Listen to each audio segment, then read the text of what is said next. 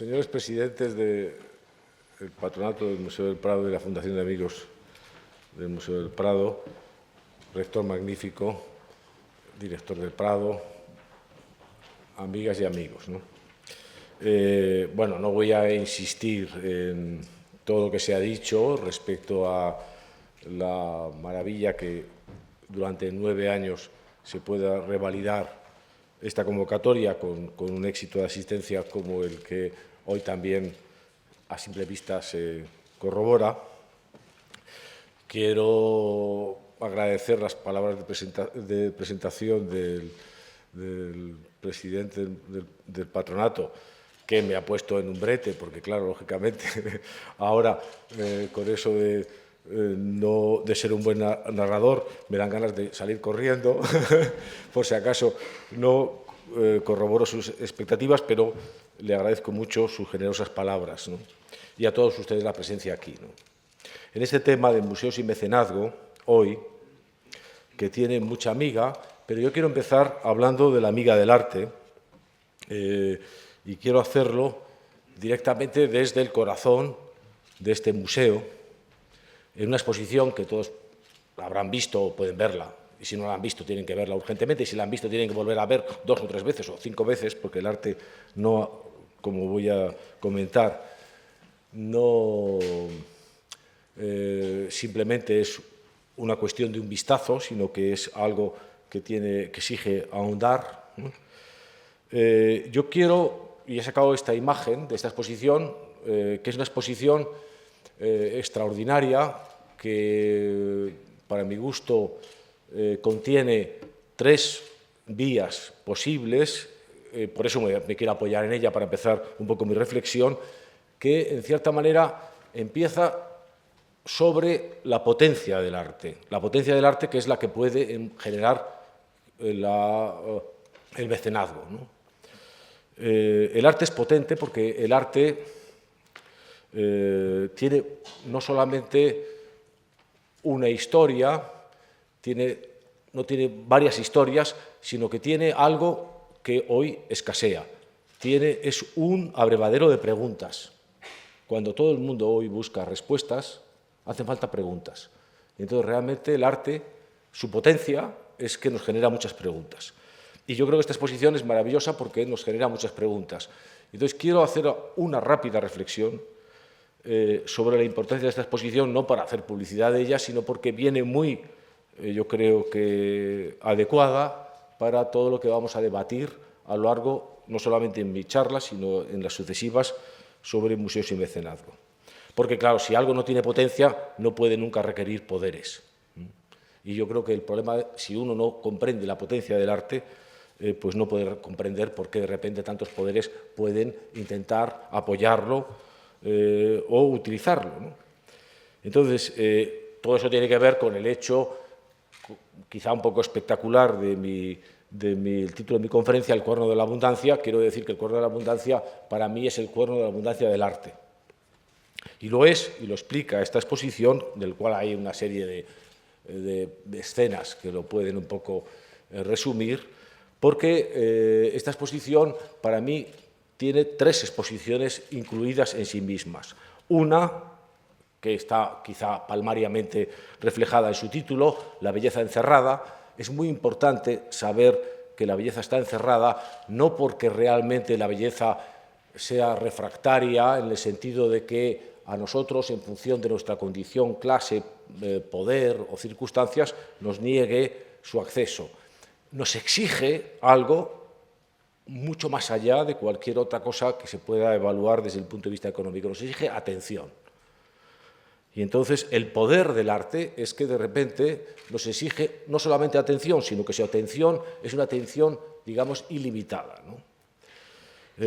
Se encierra en el sentido de que realmente uno puede perfectamente convivir con el mundo del arte de formas muy diversas, puede simplemente pasar de largo delante de él, puede realmente gustarlo,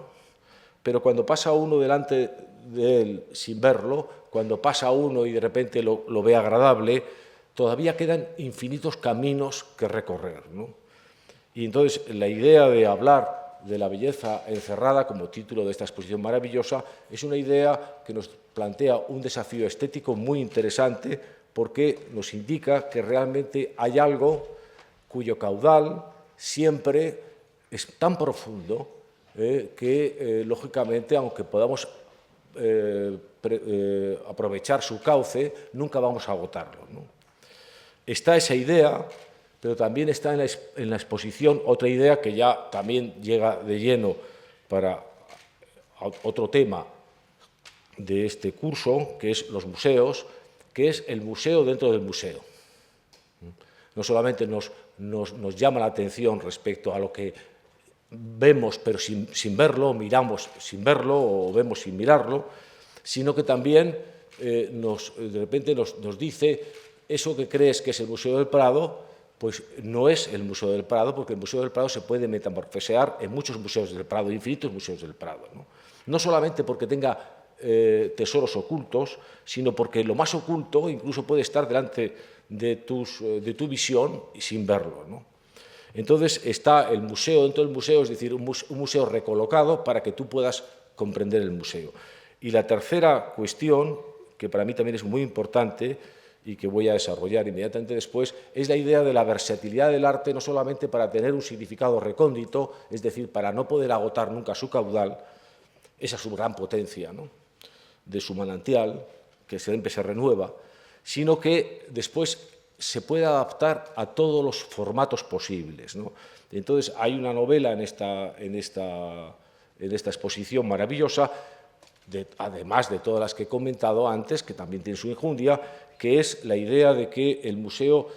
puede adaptarse a todo tipo de soportes. Y esta exposición, que empieza, digamos así, con obras de la antigüedad clásica grecorromana, va transformando completamente los formatos, cada vez en una idea que se va adaptando a no solamente lo más, digamos, funcionalmente transportable, sino realmente abriendo el cauce para pensar, con gran esperanza, que el arte, de cualquier manera, a través de cualquier medio, nos puede llegar. Y es maravilloso que acabe con una postal, una imagen, en el cual recuerda, ahora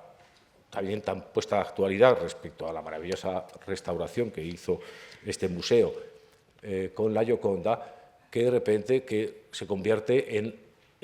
el horizonte para poder restaurar la auténtica Gioconda, no porque la nuestra sea falsa, sino porque realmente es la única que ha conservado las huellas históricas que permiten incluso reinterpretar la Gioconda de Leonardo. Esa idea un poco de transporte es extraordinaria, entonces me lleva a una cosa muy radical, ¿no? La idea un poco de la potencia del arte, de sus orígenes, esto es una serie de seres tatuados maorís, la idea del museo transportable. El museo empezó con el tatuaje, el museo empezó con la idea de poder en tu propio cuerpo transportar todos los símbolos que tiene la comunidad. Entonces, el personaje tatuado es un museo transportable, puede ser a través de un tatuaje corporal, como es este caso, puede ser a través de un personaje que se va pintando en el rostro, se va maquillando en el rostro emblemas de poder. Esto que puede ser un perfecto origen de lo que es lo artístico, la idea de que cualquiera de nosotros contiene, no solo desde un punto de vista ornamental, sino también heráldico, ¿no?, una cantidad de información que no es reducible, ¿no?, a la pura función, eso es algo como muy estremecedor, ¿no?, y que perdura a través de los siglos, y para buscar una imagen así impactante y para ver cómo nos tatuamos hoy, aparte de tatuarnos también como los maoríes, pues se me ocurre este ejemplo, que es ni más ni menos que el mariscal Zhúkov, que fue un personaje fantástico, porque fue el gran cerebro de la operación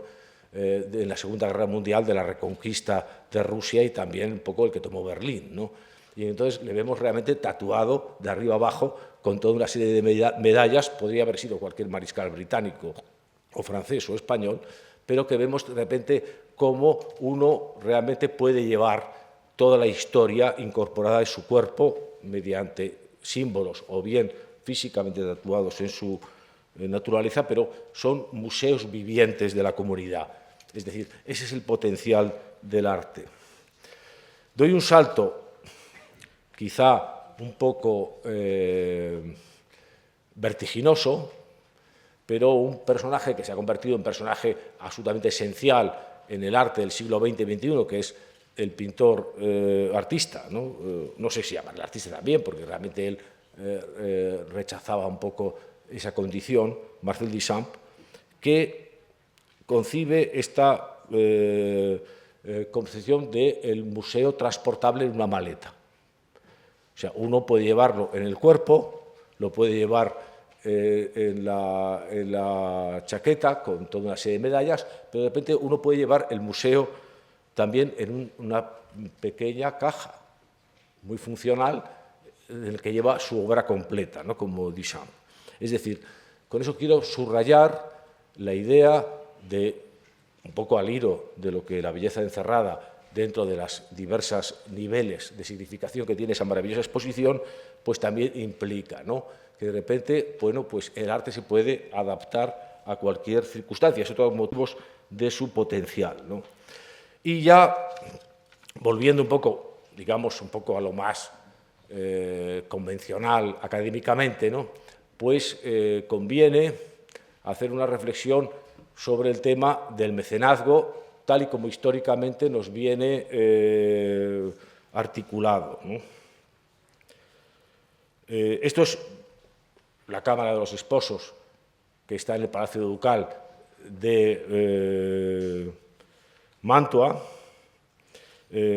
pintada por Mantegna, hacia 1470-1474. Es una habitación que ahora mismo está en estado de restauración, porque sufrieron en Mantua un terremoto el año pasado, como seguramente algunos recordarán, que afortunadamente no ha dañado esencialmente partes esenciales de este conjunto, pero es un ejemplo de la transformación desde el chamán tatuado hasta los comienzos de la época moderna, ¿no? De lo que puede ser el mecenazgo. Entonces yo creo que es importante hacer una reflexión también histórica muy rápida sobre el mecenazgo, porque, bueno, Mecenas pues, era un personaje romano de la época de Augusto, Caius Milius Maecenas, que pues se dedicó a apoyar sobre todo a poetas, a Virgilio, a Horacio y a Propercio, y que era un personaje potentado romano, y que entonces esa palabra ha quedado un poco como residual para explicar quienes de alguna manera apoyan el arte o a los artistas, ¿no? Pero el apoyo que el antiguo régimen tenía respecto al arte era muy diferente del que nosotros tenemos, ¿no? Y entonces quizá el ejemplo más característico es este de Mantua con la familia Gonzaga, que es una familia que tuvo un extraordinario esplendor entre el siglo XV y el siglo XVII, para caer después en una especie de, bueno, pues de liquidación, pero que poco representan un ejemplo de lo más característico del mecenazgo, digamos, antiguo régimen, ¿no? En el cual un mecenas no simplemente compra una obra o da una beca a un artista, sino simplemente compra a un artista. Esto tiene algunas reflexiones en contraste con nosotros que son interesantes analizar, porque representan un poco el mecenazgo, digamos, histórico moderno, ¿no? En el cual el mecenas lo que hace es incorporar a su servicio de la corte pues, a un artista que, naturalmente, no solamente conversa con él respecto a cuáles deben ser los elementos que pueden ser heráldicos, aquí en este caso es lo que hace entre los años 1470 y 74 Mantegna, cuando está al servicio de Ludovico III, Gonzaga, ¿no? Y entonces quiere en la habitación matrimonial, la habitación que no es muy grande, pero muy alta, ¿no? Pues hacer una especie como de recuerdo, no solamente de la estirpe familiar, sino sobre todo la estirpe familiar de Gonzaga no era muy noble hacia atrás, como muchas del Renacimiento, entonces generalmente era más, como vemos ahí, un poco una nobleza también potencial hacia el futuro con respecto a lo que podrían ser sus herederos, y realmente estuvieron 2 siglos acopiando obras de arte de una forma ejemplar, ¿no? Entonces, la relación que tiene Manteña con no solamente Ludovico III, sino después también con su sobrino Fernando II y Isabela del Este, pues fue un personaje que realmente se convertía en una especie de árbitro del gusto, incluso de lo ceremonial, en el ducado de Mantua, ¿no? Y él llega casi a hacer el puente entre la Italia del siglo XV y casi los albores de la llegada de Carlos V a Mantua en el XVI, ¿no? Entonces, ese tipo de artista, que es un artista que está incorporado a la corte con funciones no solamente de pintor, sino que realmente pues, el artista también tenía un papel muy importante, como va a ser después también el propio Velázquez, ¿no? Pues de hacer todas las manifestaciones de obras de arte efímero, ¿no? Las entradas, los bailes, todo lo que podríamos llamar hoy decoración, ¿no? Y bueno, pues este personaje constituyó un poco el núcleo de crear a través del arte, ¿no? un altavoz heráldico del poder, ¿no? Y este modelo va a ser seguido sistemáticamente a lo largo del XVI y del XVII, casi hasta el XVIII, ¿no? Que sería un poco el mecenazgo en el antiguo régimen, en el que tienen los Habsburgo, por tanto los monarcas españoles, un papel muy importante y fundamentalmente de ese papel se beneficia el Museo del Prado, ¿no? Aquí tenemos un cuadro de Tiziano, de Carlos V, de 1533, en el que ya vemos un poco cómo el mecenazgo, sin romper un poco el modelo que se había fraguado en el siglo XV, sin embargo, se hace como, digamos, más rico y complejo, ¿no? En el sentido de que Tiziano nunca estuvo en la corte española, tampoco Carlos V estuvo nunca en España, porque su doble condición de rey Carlos I de España y V de Alemania, emperador, pues le hacía estar moviéndose por toda Europa, pero que coge a un pintor veneciano, como es Tiziano, para establecer su imagen heráldica. Eso lo va a continuar su hijo, Felipe II. Esto es un retrato que hace Felipe II en 1551, Tiziano, en el cual revalida esa condición. En el caso de esa tradición que crea Carlos V, o primero, V de Alemania, I de España, ¿no? De mecenazgo artístico, lo va a amplificar también Felipe II, no solamente por la creación del Escorial, sino también por la diversificación de fuentes en las cuales va a utilizar imágenes que él considera ya no solamente personalmente heráldicas, sino también de las cosas que mentalmente él concibe como significativas, ¿no? En ese sentido, por ejemplo,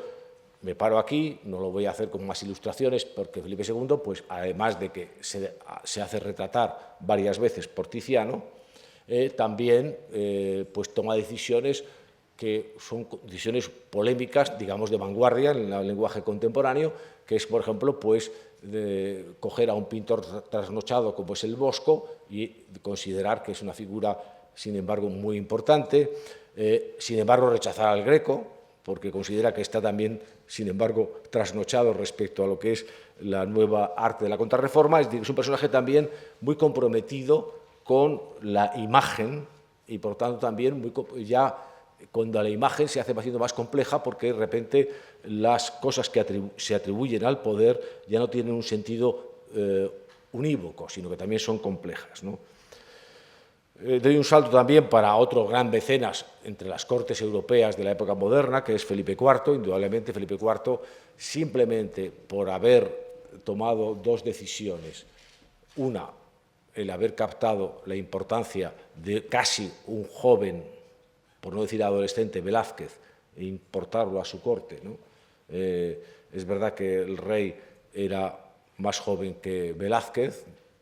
un par de años más joven, pero con el cual va a mantener una relación a lo largo de toda su vida, ¿no?, hasta la muerte de Velázquez. Y bueno, pues eso también indica pues, un talento extraordinario, y luego también, no solamente confirmado por esa muy certera elección de Velázquez joven para ser realmente el portavoz o el portaimagen de su poder, sino que también pues comprende la importancia de Rubens y otras cosas, ¿no? Es decir, que estamos en una época en la cual el poder, ya como Estado absoluto, pues no solamente utiliza de una forma cortesana, sino que irradia la imagen a través del arte como una propaganda universal. Y este ejemplo pongo el del malhadado rey Carlos I de Inglaterra, que fue un maravilloso mecenas del arte, que fue el que compró toda la colección de los Gonzaga, cuando la casa Gonzaga se disolvió por insolvencia, ¿no? Insolvencia económica y política. Y entonces aquí hay un retrato de Van Dyck, de Carlos I en 1636. Este rey sería decapitado por Cromwell. Su colección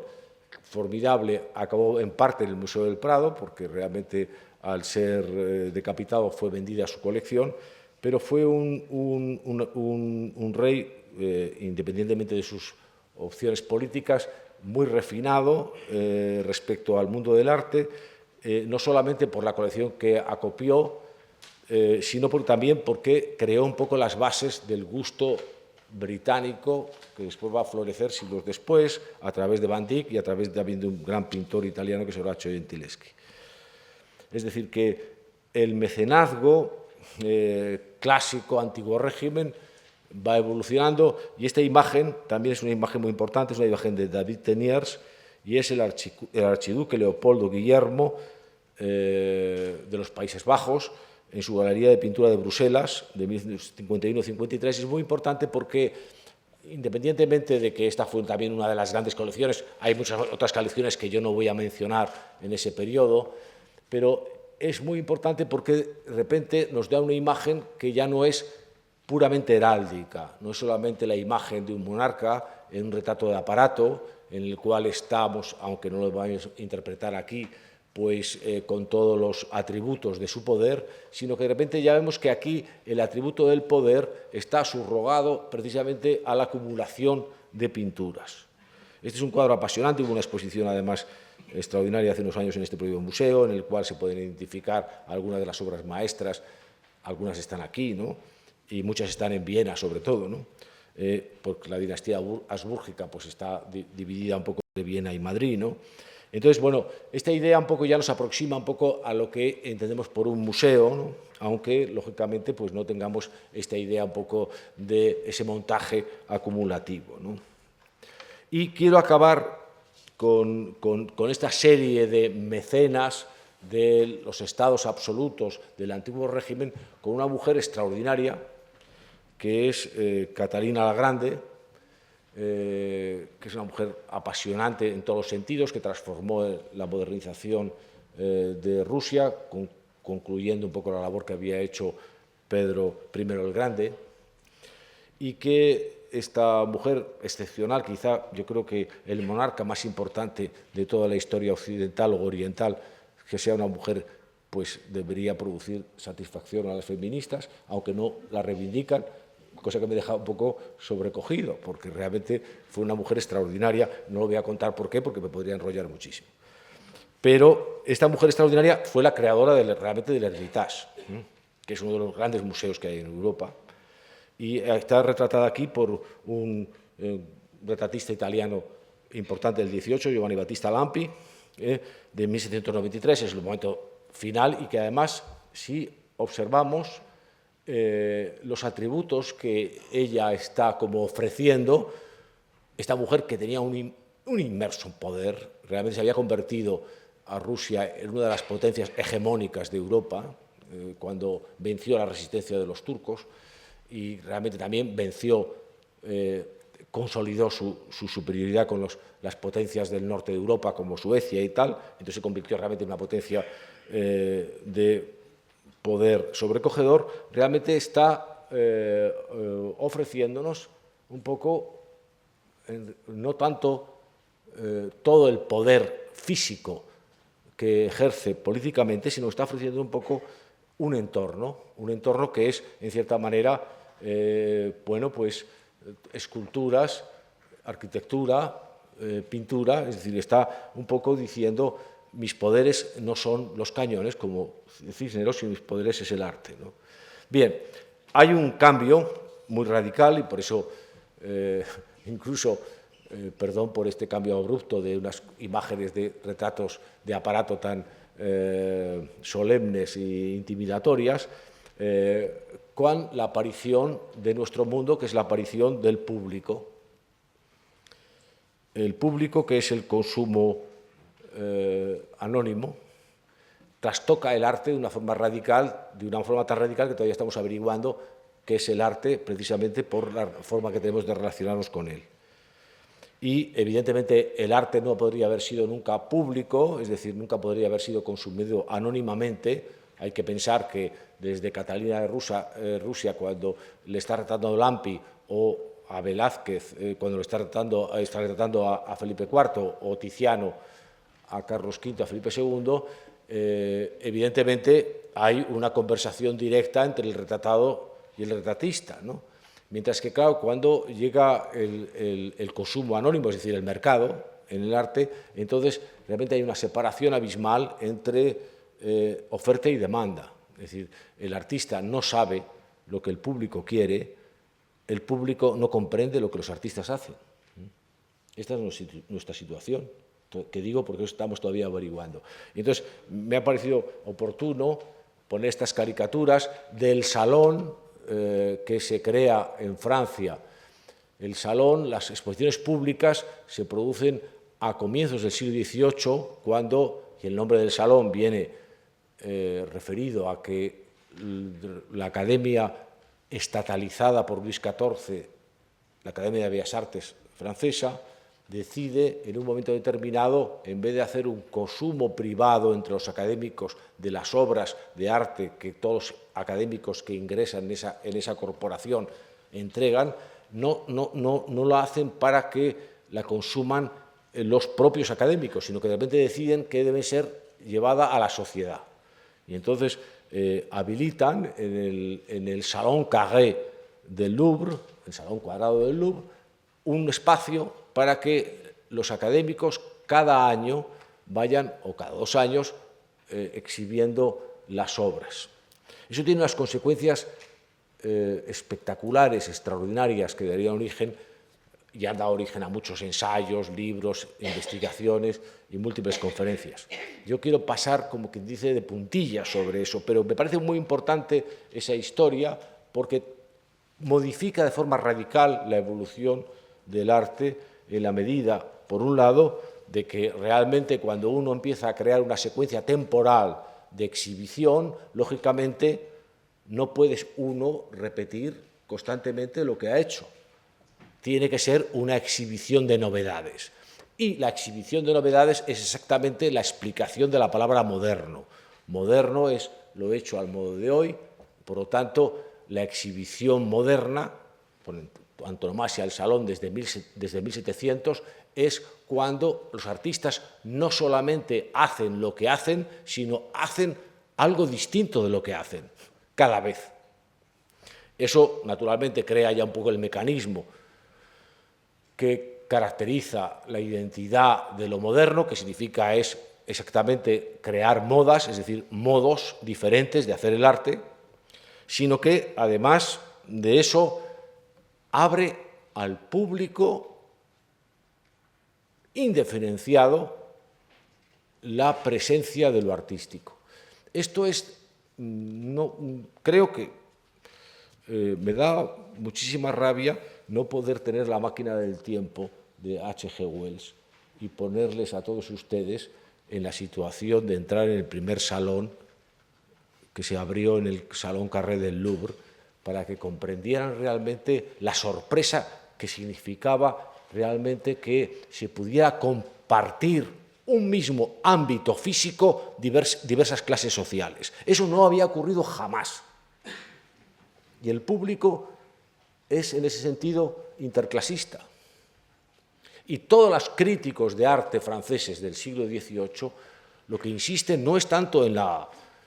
belleza o en la estupidez o en la grandeza o en la mezquindad de los cuadros, sino en la rareza del público. La crítica de arte nace realmente como explicando cómo es el público, porque lo que le sorprendía a la gente no eran los cuadros, era el público. ¿Y qué le sorprendía al público? Que se mezclaban las clases sociales. Por eso es muy interesante esta imagen de Daumier. Una es del 52, el sábado 52, 59, con incluso leyendas divertidas, pues que de repente unas pues que dicen que hay muchas Venus, unas demasiadas Venus, ¿no? A ver quién es cómo puede esas Venus, en fin, un poco anécdotas, ¿no? Pero lo importante es que de repente ahí vemos claramente una mezcla de clases sociales observando el arte. El arte ha pasado de ser un privilegio de unos pocos a convertirse en ser el disparadero de todos. Y esto también, en este cuadro, que es un cuadro un poco académico, realista, pero interesante, de François Viard, 4 horas en el salón, de 1947, pues lo explica muy bien y además con una claridad que, siendo caricaturesca, sin embargo, no está tan enfáticamente caricaturesca como la de Daumier. Nos vemos un poco que lo que está pintando el pintor no son los cuadros, sino el público, porque el público es el gran protagonista del arte de nuestra época. Es el público realmente, sus caras de sorpresa, su disgusto, su aburrimiento, su necesidad, por ejemplo, ya incluso esa cosa terrorífica de llevar a los niños a los museos pequeños que de repente están sufriendo y están diciendo a su madre que los saquen rápidamente de allí. Todo está ahí, está todo el microcosmos de lo que nos pasa con otros trajes. Entonces, el público es que es el mercado, es la gran distorsión, la que tenemos que ver. Inmediatamente, como es una gran distorsión, empieza a aparecer, cuando el arte se convierte en un fenómeno público, empieza a aparecer esa historia de los mecenas privados. Naturalmente, si hiciera un catálogo exhaustivo al respecto, pues ocuparía todas las 3 sesiones de este curso y no creo que lo pudieran soportar, ni ustedes ni yo. Pero creo que es interesante ver de una forma salpimentada algunos ejemplos, ¿no? Esto, por ejemplo, es la Wallace Collection de Londres, que es una colección que se va formando en el siglo XVIII y XIX, significativamente cuando ya hay una audiencia pública de lo artístico por parte de unos aristócratas británicos, en principio modestamente emplazados con un título de nobleza de condes, pero que después van prosperando y son marqueses de Hertford, son los Seymour Conway, y que, bueno, van pasando todos los episodios y en 1897 Lady Wallace, esposa de Sir Richard Wallace, hijo ilegítimo del marqués de Hertford, decide donar al Estado británico la colección Wallace, que se puede visitar hoy y que es uno de los primeros ejemplos, 1897, de donación privada a una colección pública, ¿no? Vamos a ver ejemplos y quiero simplemente llamar la atención respecto, esto es un caso muy excepcional, pero en realidad la mayor parte de las donaciones se producen en la segunda mitad del XIX, que es cuando realmente fragua esa dimensión pública del arte, ¿no? El siguiente ejemplo, este es un ejemplo que está cercano, aunque realmente, y esto me darán razón los responsables de la belleza encerrada, no hay nada como para estar lejos que estar cerca. Porque este es don José Lázaro Galdiano, que tiene una fantástica colección Don José Lázaro Galdeano era un personaje de un pueblo de Navarra, que nació en 1862, como casi todos los mecenas de esa generación de primeros mecenas en todo el mundo, y que muere en Madrid en 1947, que se casa con una mujer que ha hecho una fortuna en Cuba, Paula Florido, y que en vez de pues, dilapidar su fortuna jugando a las cartas o en el casino, o no sé si sabe haciendo qué, pues decide comprar obras de arte. No solamente compra obras de arte, sino que hace una editorial y una revista muy importante para la historia de nuestro país, que se llama La España Moderna, y que al morir pues lega todas sus colecciones al Estado español. Entonces se abre en 27 de enero de 1951 un museo que, me temo, no quiero preguntar, que nadie levante la mano de los que no lo han visitado, pero los que no lo hayan visitado deben visitarlo rápidamente, que es el Museo Lázaro Galdeano, ¿no? Es muy importante, está en la calle Serrano, y además pues, tiene un jardín precioso y verdaderamente es increíble que nadie lo visite. Bien, también eso nos concierne a nosotros, aunque parezca increíble. Evidentemente, donde hay más mecenas, en los países que son pujantes, por muy diversos motivos, sobre todo fundamentalmente por el motivo que es el dinerario. Y entonces aquí estamos otro ejemplo de un gran mecenas al estilo americano, que se van a imponer de una forma casi, digamos, militar a lo largo del XIX y el XX. Este es Henry Clay Frick, la Frick Collection. Es un personaje que nace en 1849 y muere en 1919. Es un fantástico industrial del carbón y el acero, en el momento en el cual el carbón y el acero en el estado de Nueva York se convierte en un caudal de energía y también de potencia económica formidable, y que, ayudado por dos personajes extraordinarios, uno, un esteta británico, que es Roger Fry, conectado con después con todo el mundo de la literatura y el arte del primer tercio del siglo británico, ¿no? Y conectado también con un increíble personaje que debería merecer un curso, que es un anticuario holandés llamado Davin, pues crea una colección increíble que está frente al Metropolitan de Nueva York, en el que frente a la idea de lo abrumador, es una colección muy selectiva. Todos los cuadros que tiene Frick son cuadros extraordinarios, son cuadros como, digamos, que tienen no es que sean únicos, que tienen algo de unicidad, que es más que único, ¿no? Y luego además también tiene una extraordinaria biblioteca de historia del arte, ¿no? Entonces, Frick hace esa colección que se mantiene, se muere y hace una dotación,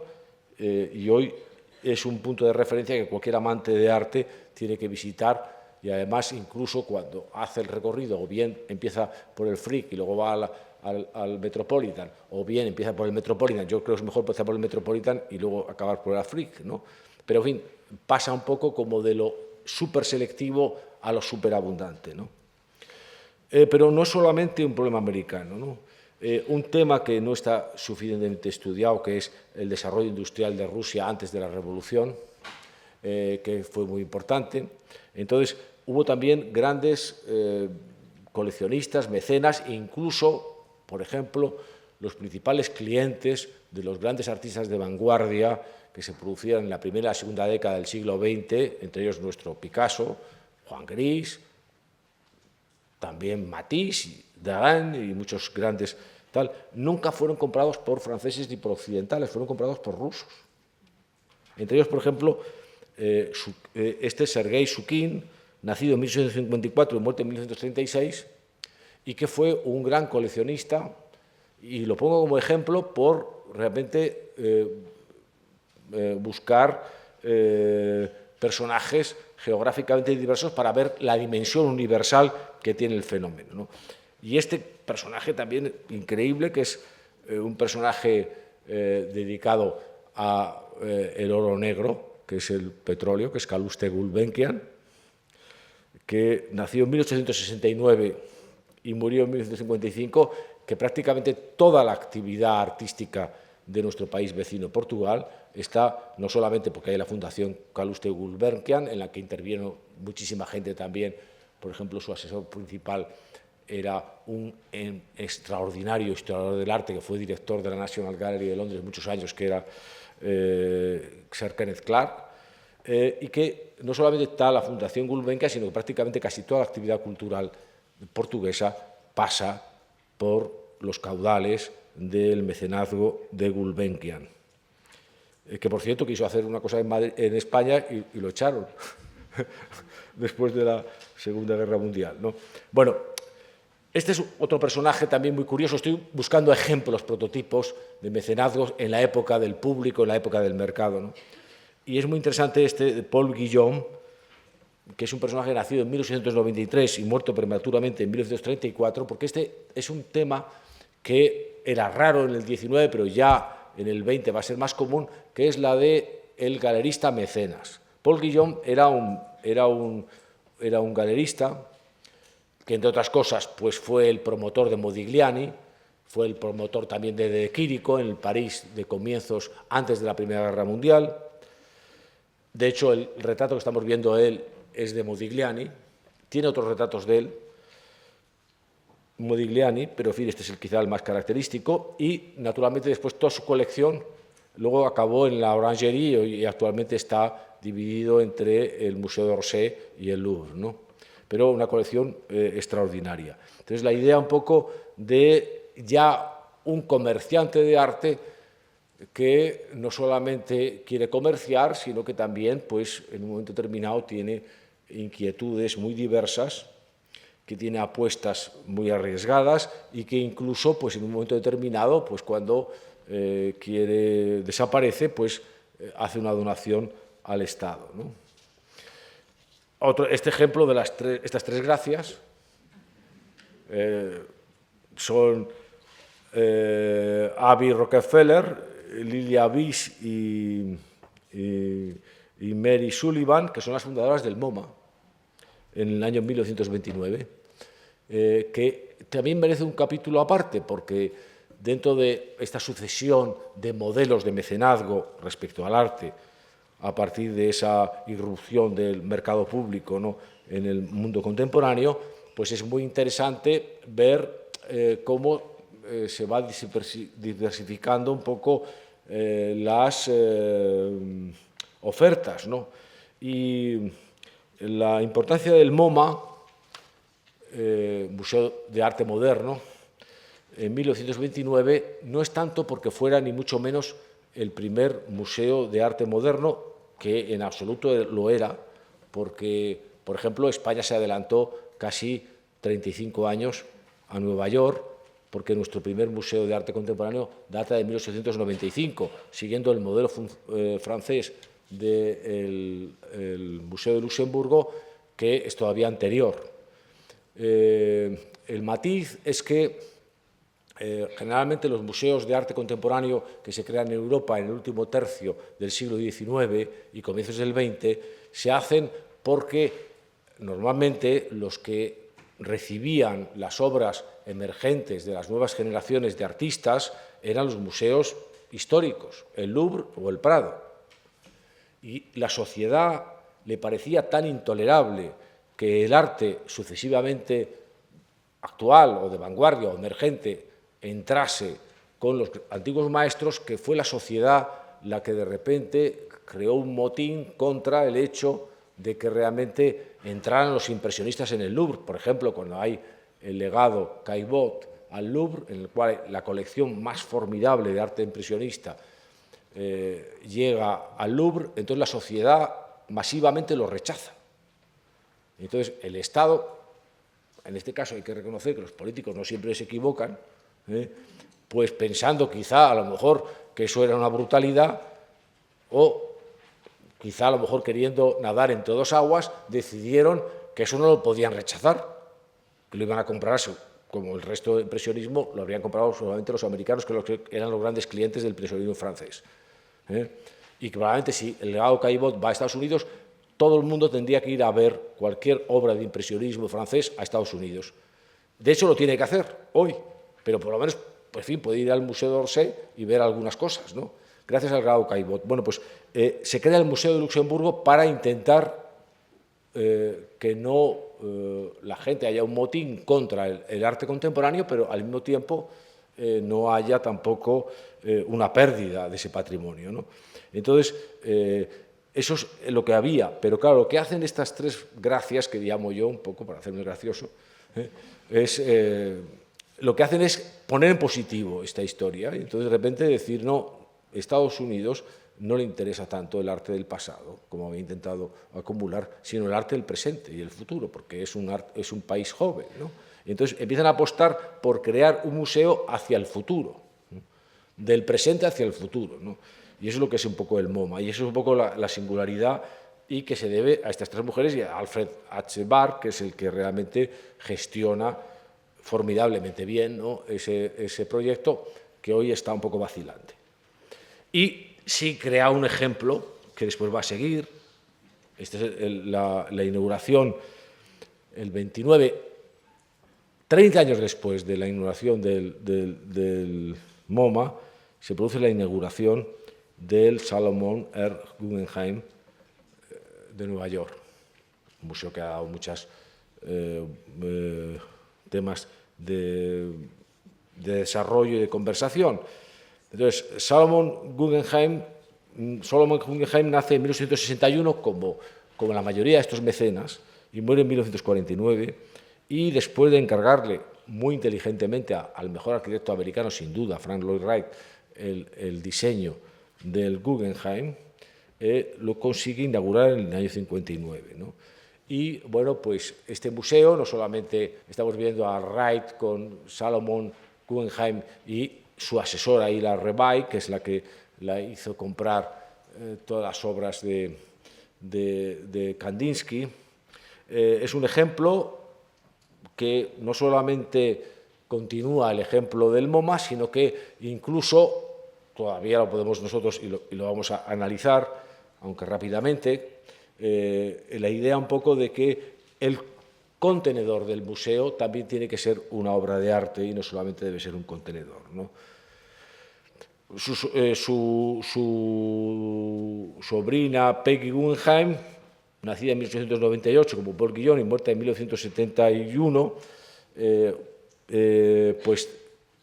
seguramente todos lo saben, pues hace una gran colección en Europa antes de la Segunda Guerra Mundial, después crea una galería en Nueva York durante la Segunda Guerra Mundial, el arte del siglo XX, y finalmente crea el espacio en Venecia de la colección Guggenheim, donde hay esa maravillosa selección de obras de la vanguardia, que en su caso es una vanguardia vivida, porque ella estuvo casada con Max Ernst, pero fue amante de prácticamente casi todos los artistas de vanguardia del surrealismo y aledaños, y bueno, fue una mujer cosmopolita, extraordinaria, que supo aprovechar muy bien la circunstancia y consiguió llevar, y esto es muy interesante, el gesto, ¿no?, al corazón del arte, digamos. Quiero decir una cosa para rápidamente en una frase compendiar la importancia de Peggy Guggenheim. El grito de guerra de los futuristas italianos, Marinetti, era dinamitar Venecia. Estaban hartos del pasado, no lo podían más. Bueno, cualquier hijo puede entender eso respecto a su padre, que lo quiere mandar al más allá, rápidamente, para que le deje realmente un poco espacio, ¿no? Entonces, luego Ezra Pound dijo, es fantástico, que no lo dinamiten, sino vamos a trasladarlo a la bahía de Nueva York, en Venecia. Bueno, finalmente, aparte de estas bromas, en realidad lo que es genial por esta mujer es que comprendió, quizá de una forma muy precoz, la idea que se estaba planteando mal entre enfrentamiento del arte del presente y el pasado, y comprendió, quizá antes que cualquier otro, que realmente eso es una cosa que había que reunificar rápidamente, porque si no, realmente las dos partes perdían, ¿no? El arte no tiene presente ni pasado, el arte o tiene realmente no iba a decir que es eterno, pero sí es intemporal, o sin embargo, o si no, no funciona, ¿no? Entonces, la idea de constituir en Venecia una cuna, una ciudad muerta desde el siglo XVII, el antro de la modernidad más conspicua, pues también es muy interesante. Y, bueno, pues ya rápidamente voy a terminar, pues claro, pues van continuando la secuencia. Estos son John y Dominique Dimenil, que crean un maravilloso Dimenil es un apellido, claro, aunque les parezca asombroso, en el sur de Estados Unidos, pues lo que es verdaderamente aristocrático es no parecer anglosajón, sino ser con francés o español, ¿o no? Entonces, bueno, pues estos son como tejanos de Houston, pues muy conscientes de sus raíces francesas y hacen un maravilloso museo que es realmente un barrio. La Fundación Dimenil es más que un museo. El museo lo hace un arquitecto maravilloso que es Renzo Piano, que lo vamos a encontrar después, inmediatamente después, y luego hacen toda una serie, como si fuera el Viso aquí en Madrid, o sea, hacen una serie de chales que están ahí, pues la vivienda de los conservadores, la librería, no sé cuántos, y entonces tú te encuentras con un barrio entero, ¿no?, de Houston, ¿no? Entonces, bueno, pues, entre otras muchas cosas que hacen, ¿no? Es muy bonita esta imagen de Dominique de Menil, con 80 años, colocando cuadros en una exposición, mirando cómo están en la maqueta, ¿no? Esto ya nos acerca a Paul Guillaume. Este es Ernst Beyeler, que es uno de los grandes dealers y galeristas europeos, que al final de su vida pues hace la Fundación Beyeler, que está en Basilea,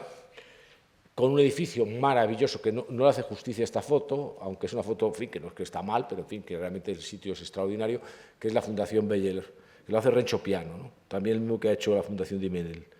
en Houston, ¿no? Y que, bueno, pues es ejemplo un poco también del comerciante que se hace mecenas, ¿no? Luego, pues claro, no vamos a citar aquí a nuestros Heinrich y Tita Thyssen, ¿no?, que solamente quiero hacer una reflexión al respecto, y es que cuando se hizo toda la donación hubo, pues como siempre,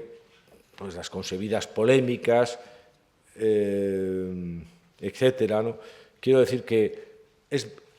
quiero hacer dos reflexiones. Una, la idea de por qué alguien quiere donar algo. Bueno, hoy alguien quiere donar algo, como cualquiera de nosotros, porque alguien quiere ser recordado. O sea, siempre realmente hay una idea un poco de hacer su mausoleo, ¿no?, de la propia memoria, ¿no?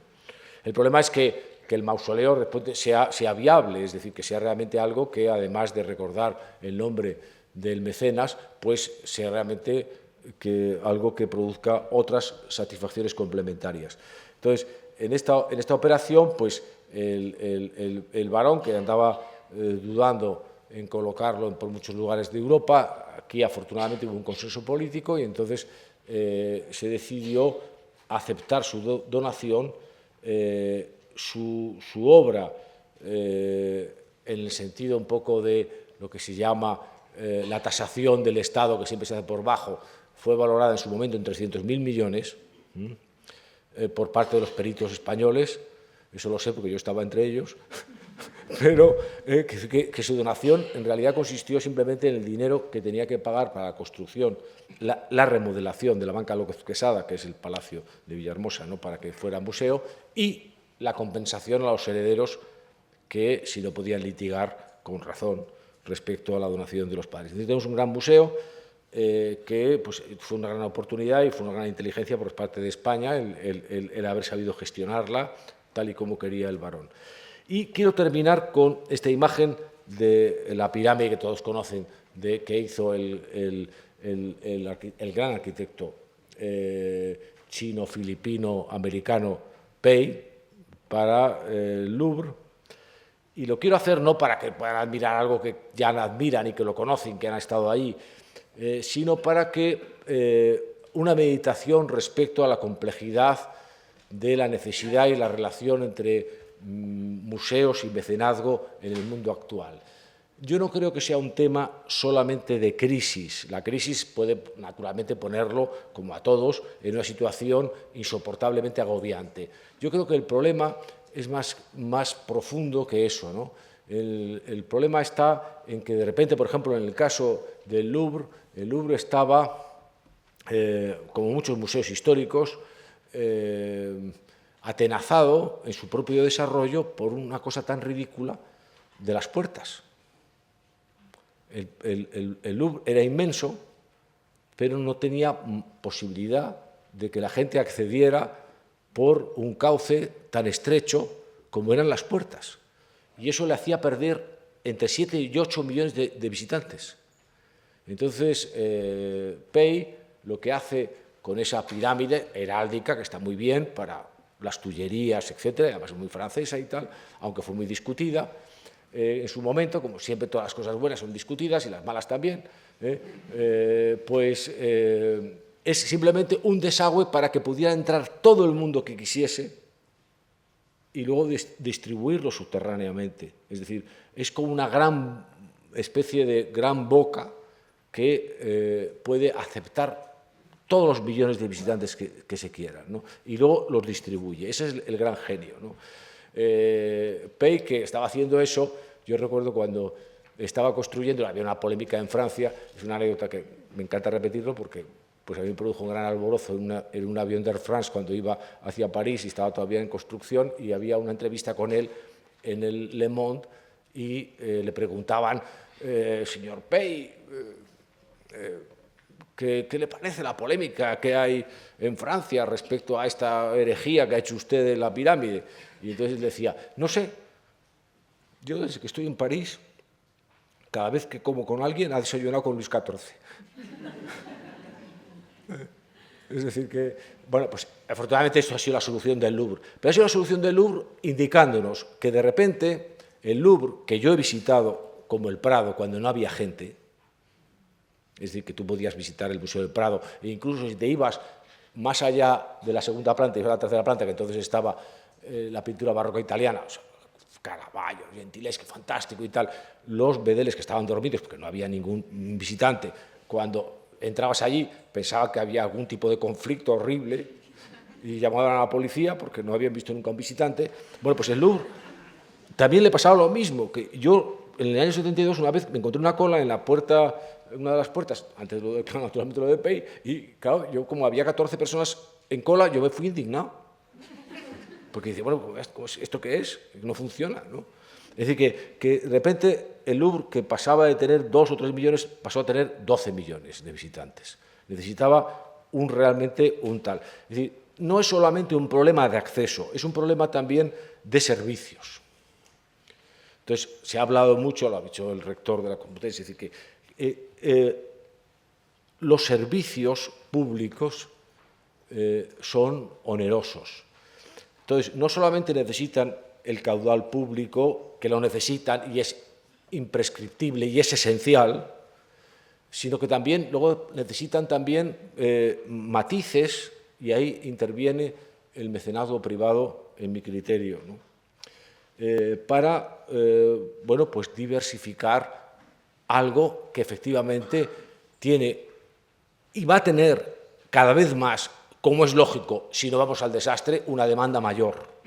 de conocimiento, una demanda mayor de profundidad en el conocimiento, una demanda mayor para buscar sentido a nuestras vidas. Es decir, eso es lo que puede responder el arte y la ciencia. Y entonces esas exigencias se hacen complejas, ¿no? Bueno, voy a ponerlo rápidamente. También he puesto lo de Pei. Bueno, esto no hace falta que lo presente, es el Guggenheim de Bilbao, este es el Guggenheim de Frank Gehry de Abu Dhabi. Es interesante porque arquitectónicamente indica cómo no solamente se están modificando los museos por fuera, sino están modificándose por dentro, y cómo los museos realmente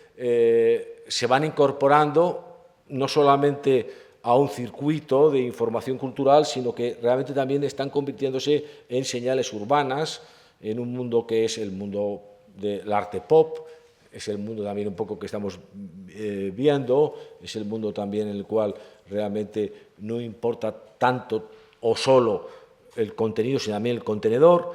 y bueno, pues que todas esas demandas sociales son